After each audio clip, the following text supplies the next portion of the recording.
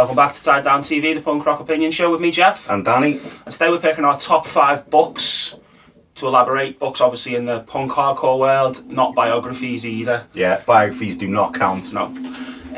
So when it comes to like books, music books, for me personally, they've actually played quite a big part in, especially when I was a teenager.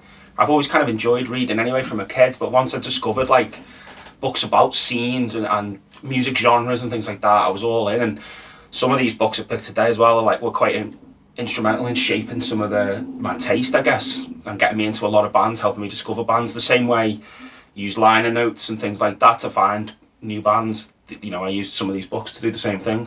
And I think it'd be fair to say that like the knowledge we do have about things we talk about has been gotten through research from books and stuff like that. Both big fans of history of the things we enjoy. From a very young age, getting into hardcore and punk, we've always been two people who wanted to deep dive, find out everything we could. That's great. Where did that come from? Exactly. Yeah, 100%. Is that dying out now? Maybe when you speak to younger kids, maybe a little bit. Just read it online instead. You can still find it. It's just in a different format, I guess. Maybe the art of picking up a book maybe is dying off, I don't know. I've always felt it was really important to learn about what you're into as far back as you can myself. It means a lot to me to do the same thing, it's always been a big... I think even now, both of us are, 40 and still on that little bit of a quest for that kind of knowledge with stuff, aren't we? Yeah, and then I always forget stuff as well. Yeah. Like someone will come up to me and say something and I'll go, shit, I completely forgot about that. I'll forget a fact, I might go back to a book and reread and said, God, I forgot all about that happened. Yeah, absolutely. And that was such a interesting fact. Absolutely, yeah. Cool. So, your first book, I think, is the Bible of hardcore. Yeah, so the first one I've picked... Literature. American Hardcore, A Tribal History by Steve Blush. So this came out in 2001 originally. I bought this copy in Toronto around, I want to say 2003, so I was about 18, so it would have been around there.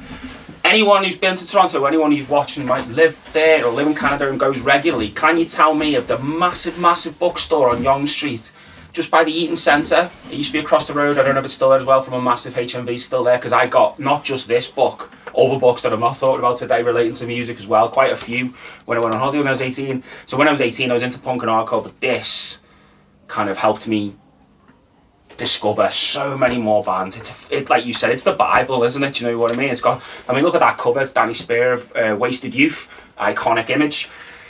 I've flicked and read through this book in chapters and pieces many times. It's in like 4 sections. So the first section is kind of like why hardcore, why it had to happen. The second section is like all the bands, the scenes that came. The third one's like the labels and the DIY, and the fourth one, which I kind of disagree with a little bit, but he talks about like the demise of it and how he felt like it kind of died, which obviously I don't feel like it died. It just morphed and changed, and new scenes and new bands came along. But that first wave in '86, after like Black Flag had already split off, Minor Threat were done, all those massive American hardcore bands. But front to back, from 1980 to 1986, this covers. If you don't really know much about American hardcore history, then this is definitely the book for you. And it's been repressed, hasn't it? Well, I have the second edition here. Yeah, so hold it up. What's the difference? The yellow. Not much difference. No, I don't think the back cover's different, isn't it? Back cover's different. Yeah. Yours is a bit more well loved. Mine's over 20 years old. You borrowed me that when we were younger. Yeah, well, when I brought it back from Canada. I've actually read through this probably about 3 times. I've probably read this book. I love that. All the logos, and you sit there trying and go, oh yeah, that's them. You know what I mean? Yeah. And it's just got amazing. I think we played that game when we were kids. Like guess the logo. Yeah, and I think back then I didn't get I got 3 right. Yeah, I was gonna say. Obviously. Get more now. Yeah, obviously. Yeah, but yeah. Amazing. That's good. It's an essential. Oh, it's 100% an essential. I think I just think punk fans in general should own a copy of that. 100%. I've gone next by Tony Rettman. I've gone New York Hardcore, 1980 to 1990. Obviously, everyone and their nan could tell you about CBGBs and stuff like that. These obviously covers the early years. It doesn't just cover CBs, it covers, A7, Max's Kansas City, L'Amour's, all the early bands like Heart Attack, The Mad, Nihilistics, Urban Waste, The Mob, right up to Judge and Sick of It All and bands like that. And it's got interview segments with all the major players who were there back then, full of amazing old photos. and a loads of really good documentation about what it was like in and around the Lower East Side in them famous days that we always read about. Yeah. And what I really love about it, it's also got a really load of good artwork by Kevin Crowley from The Abused. I love his stuff, but I love this as well. It's got a little cast of characters in it, and it's also got as well, and I love this, it's got like New York hardcore essentials to collect, all the best records, EPs, and then it's got a full length section as well there. That's cool. Yeah, so it's cool. And then it's got a 15 essential compilations, a bit like Tied Down TV, really. Yeah, there you go. There you go. So yeah, New York hardcore, 1980 to 1990. Surprisingly, don't own a copy of that. I do need to get one. Yeah, like, you should. You it's should. essential, Yeah. Cool. All right, number 2 for me. I've gone for The Day the Country Died by Ian Glasper. So this is one of many books this guy's written now about punk in the UK, right through to hardcore and things like that. This is one covers anarcho-punk, 1980 to 84. It's an amazing read. Deep dive into everyone. Crass, Conflict, Icons of Filth, Rudimentary Peni, Amoebics, Poison Girls, Omega Tribe, etc., Chumbawamba. And it goes really in depth on them all, tells a little backstory, some interviews, you know, unbelievable. And like a lot of his books, gives you the discography at the end, like all the selected discography, 7 inches, 12 inches. But I love this period of punk in the UK. I remember getting this and taking it on holiday with me, and I couldn't fucking put it down. Just kept constantly, like, every chance I got, picking it up and reading it. But if you've got any interest in that scene, and again, just loads of great pictures of the bands. And like some of them, I remember looking at it. It was the first time should have marked the page. But when you see the picture of Rudimentary Peni, you see what Nick Blinker looked like just looks like a normal dude compared to all the other anarcho punks. You know what I mean? There's no denim, no spikes, none of that. But yeah, I mean, this guy's written loads of fucking great books. This one for me is probably my favourite of the ones I've read, though. Unbelievable. That's pretty hard to get now. Yeah. You're paying a bit for it. I actually found a copy in Noise and Noise in Abergele in Wales, so I did get a copy for like 20 quid second hand. I haven't actually read it, but I have picked an Ian Glasper book. I've gone armed with anger. Now, this is how UK punk survived the 90s. Now, what I love about this book is it covers a lot of the bands. When I was first starting, like a lot of the bands who were kind of like being spoken about then are covered in here. So obviously you've got Knuckle Dust, you've got Stamping Ground, Imbalance, Withdrawn, 9 Bar, Public Disturbance, all those type of bands are all covered in here. Loads of amazing pictures of, like, when you look at that 90s style that a lot of them bands had, with like the kind of like the baggy pants and the belts and stuff like that. I love seeing all stuff like that. So it covers a lot of stuff. Freebase back then as well, with a band I had their albums by them. A lot of stuff like that is covered in here, and it's not like it's a good point of reference as well, because what it does is it doesn't read like a complete kind of story. It goes in band sections.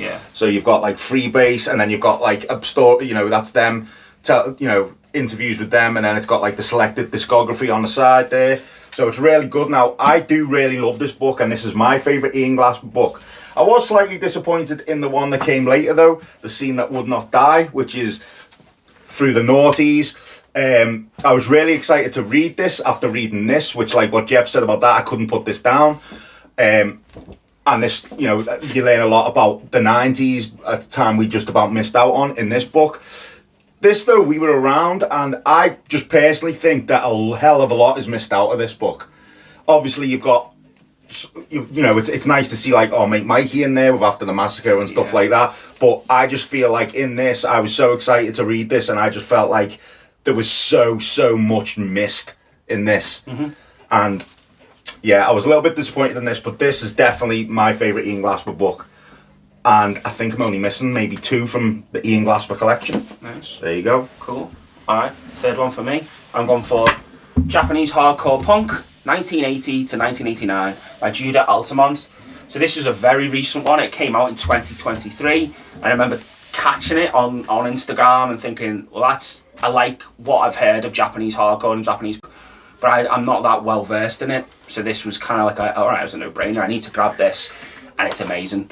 It covers I think it's over 200 bands. Amazing. Unbelievable. Yeah, it's really good and book, again, so much good artwork and so much stuff and bands I had no knowledge. I mean, some of the bands in here covered played like one gig and then fucked off, done. Some of them still around today. This is still a reference point for me now. Probably every couple of months I might just flick through and try and find a couple of bands and then go and have a listen online. I've got that book, and I'll tell you something now. The amount of times you go into obscure punk shops and you find obscure Japanese bands, Yeah. I always want to check out that book first to see if the band I'm picking up is in there. Is in there, Because that does cover so many. It's essential, again. And they did one on there's one on Japanese Grind as well by Jude Altamont, as far as I'm aware, which I haven't read personally, but this one, like I say, it's amazing. If you've got any interest again in Japanese punk and hardcore and its origins, really. I mean, well, not its origins, it started in 1980, but it's brilliant. Like I say, It's a very good book. Covers a lot. Good. I've gone next. Straight Edge, A Clear-Headed Hardcore Punk History, again by Tony Rettman, the same guy who did the New York Hardcore book there. So this, when I got hold of this, again, I couldn't put it down. It's, it covers the beginnings from Minor Threat right up to modern day, how Straight Edge has affected all scenes all throughout the world.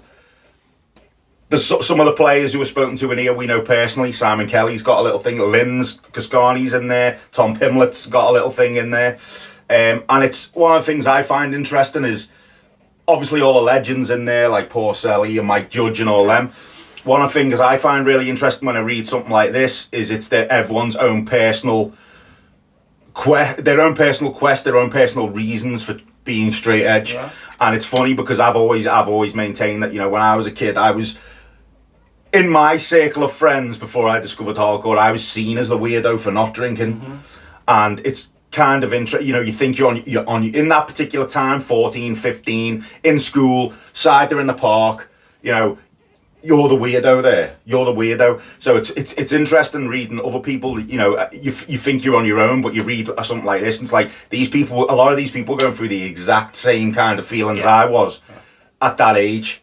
So yeah, another good thing about this as well is I love all the youth crew artwork and flyers and stuff, and this is just full of it. All that type of stuff. All the flyers, all the old drawn art where you had like hoodies with X's on their fists and all that type of stuff, and champion hoodies. I love all that type of stuff. So yeah, all the different scenes covered in there. Straight Edge, A Clear-Minded Hardcore History. Nice. Okay, fourth for me, I've gone for Our Band Could Be Your Life by Micahel Azzerad. There's a funny story about that book. It's essentially just amazing, as far as I'm concerned. I lost it. You did lose it. You did lose it. I lent it to him, and he had to message me and tell me that we couldn't find it. Eventually he did, obviously. Yeah. So this came out in 2001. This, I read a bit about the story of how he was watching like a history of rock music. He said, and when they were talking about punk and like underground music, they jumped from like Talking Heads to Nirvana. And he was kind of like, hang on, there's like 10 years missing almost there of underground music. So anyway, this covers 13 bands: Minutemen, Black Flag, Husker Du, Minor Threat, Fugazi, Big Black, Sonic Youth, Butthole Surfers, Mudhoney, Dinosaur Jr. And it's essentially like in 13 parts, each part about each band, and it goes through each. They talk about touring almost constantly, that DIY ethic, and might not have been financially successful, a lot of these bands, but they're obviously hugely influential now on alternative music, punk, hardcore, indie. Obviously the name comes from History Lesson Part 2 by the Minutemen, who, as I say, are covered in this book, but this was, as I say, there's some bands in here I absolutely love, but it's a great read, again, really in depth, great stories and interviews about each band, talking about being on the road in like, the sort of late 80s, mid 80s, that kind of period, or early 80s as well. But yeah, essential again, you should go and check it out if you've never read it. My last two literary choices are actually more picture books than reading books, and they're both by Patrick Kitzel. So I've gone Collected Obsession. Now, if like me and Geoff and some people I know who watch this channel like Mark Boardman, who are big t-shirt hoarders, hardcore shirts, and I think hardcore shirts, the collecting of hardcore shirts is a big and underrated part of the culture. I've mentioned this before. Now, this, I believe, is from the author's own collection, but this is just a picture. I don't really want to scuff it and all that, Stretch but it out too much, yeah, but it's basically all hardcore punk shirts. The interviews with the people who design them, classic stuff in here, absolutely classic. Stuff about how the original Judge shirts and Bold shirts were designed, where the ideas came from, all that type of stuff. But the problem with getting a book like this is, right, there's one big problem with getting a book like this. You're going to want to try and track these shirts down if you've got my mentality. Just thinking the same thing. And I'll tell you something, the prices you're paying for some of these shirts, I've always wanted one of them upfront shirts there. The prices you're paying for some of these shirts, even in shit condition, can be pretty shocking, I have to say. So, I'm a big t-shirt collector. He's a big t-shirt collector, and something like this, to go through it, is probably pretty dangerous for us to look at, but there you go. Alright, last pick for me. I've gone for Rip It Up and Start Again, Post-Punk 1978 to 1984 by Simon Reynolds. So, I picked this because I figured most of what we'd be covering would be hardcore, but I thought I love post-punk, especially that first kind of wave of it. And I think it's a little bit under-documented in terms of, there's tons of books on 77 punk, there's tons of books on, various other areas, but I feel like post-punk does get a little bit missed. And maybe that's because it's such a wide, broad... Yeah, it's not really a genre as everything much as gets classed as post-punk, like a creative mindset. Exactly, you can look at goth and new wave stuff in with it as well, really. Yeah. I just think this is great, that this covers, obviously, all the sort of big bands are in there, Pill, The Fall, all that kind of stuff. It also covers Two Tone and things like that as well. The guy, he said himself, because he got a bit of flack because he said he covers more bands deemed less important than others, and he said really what he wrote was a history of post-punk that he loved. So he kind of went into a lot of the bands that he loves, but it's fascinating and it's really, really interesting. Like I said, it's a scene, well, not scene maybe as such, but a period of music where I find it really fascinating and interesting because creatively, artistically, it went all over the fucking place, didn't it? And again, a great read. I picked this up in New York 10 or so years ago now, and I read it on the plane on the way home, almost all the way through, couldn't put it down. So there you go, that's my 5. Yeah, my last pick, I've gone, again, Patrick Kitzel, I've gone Cut and Paste, the American Hardcore Fanzine. It's a compilation of all different zines, again talking about scenes and flyers and stuff like that. I think personally it's becoming a bit of a dying art in with technology now. We're gonna get a lot of AI generated. Yeah, a lot of stuff like that. It's just my personal thing, I just like the hand drawn stuff. I like that kind of thing. I don't like I much prefer stuff like that someone's sat there painfully drawn out or cut and pasted. Now, anyone who got hold of my scene, Face Up, might recognise some of these pictures because this was actually a really good frame of reference that a lot of the pictures I did for my zine I lifted out of this book. But yeah, this is absolutely amazing. It's literally just full. It's a compilation of all different zines. It covers all zines, Stop and Think, Maximum Rock and Roll, My Rules, all them. It's just a compilation of them all. I could literally look at this shit all day. In fact, when I did get this, even though it's got a few bits of text in it, it's with the creators of the zines and stuff like that. It's mainly pictures though. I could just sit there and look at pictures all day. I mean, look how cool that is. Look how cool that is. It's literally just a drawn picture. I love it. Absolutely love it. Yeah, it's beautiful. And all them old, I love the old straight edge zines with all that stuff on. It's amazing. Yeah. This is a limited edition though. I think this was only 2,000 made.